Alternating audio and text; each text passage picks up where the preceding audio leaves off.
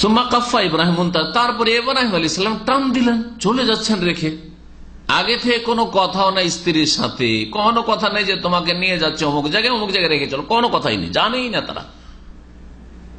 স্বামী নিয়ে যাচ্ছে, কোনখানে নিয়ে যাচ্ছেন প্রশ্ন নয়। আজকালকার মহিলাদের বাড়িতে বেরোলে এতরা শুরু হয়ে যাবে, কোথায় যাবে তুমি, হ্যাঁ কোথায় যাবে, কখন ফিরবে, কত ঘন্টার জন্য তুমি, না আমি যেতে পারবো না, ঠিক না? আপনি যদি দিন শিখতেও আসতে চান, তারপরও শোকজ করতে হবে, কোথায় নিয়ে যাচ্ছ, তারপর কতক্ষণ লাগবে, আমার কাজ আছে, তুমি 1 ঘন্টার মধ্যে আধা ঘন্টা ফিরতে পারবে কিনা আমাকে নিয়ে, তাই না?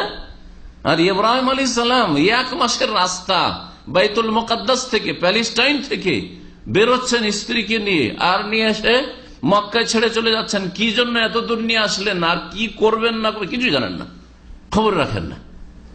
হাদিস বলছে রাসূলুল্লাহ সাল্লাল্লাহু আলাইহি সাল্লামের, মন গড়া কথা নেই। এ হচ্ছে স্বামীর আনুগত্য, এটা হচ্ছে মা বোনদের জন্য শিক্ষা, স্বামীর আনুগত্য, স্বামীর শ্রদ্ধা এবং স্বামীকে শোকজ করতে না। শোকজ এটা আদবের খেলাফ।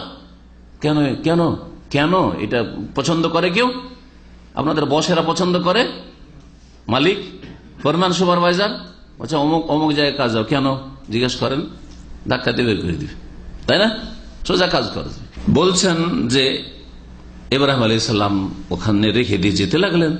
ফাকালাত ইয়া ইব্রাহিম, তখন বলছেন হাজার তার স্ত্রী যে হে ইব্রাহিম বলে সম্বোধন করছেন। তার মানে কি বোঝা গেল? হ্যাঁ, স্ত্রী স্বামীর নাম ধরে ডাকতে পারে। আবার আপনারা এটাকে মান সম্মানের ব্যাপার নিয়ে নেবেন, আমার স্ত্রী আমার নাম বলবে, বেয়াদবির সীমা আছে একটা। হ্যাঁ, শরীয়তে স্বামীর নাম ধরে বলা কোনো দোষের কথা নাই, বোঝা গেছে? স্বামীর নাম ধরে বলা কোনো দোষের কথা নাই। কিন্তু আমাদের সে এমন মূর্খতা আছে, যদি গ্রামে কোন ছেলের নাম থাকে, গোটা গ্রামে কোন একটা ছেলের নাম আছে স্বামীর নামে, ওই নাম ওই ছেলেটাকে ডাকবে না, আর একটা নাম রাখবে, কিছু একটা বল ওর নাম নেই, ওই ছেলেটা।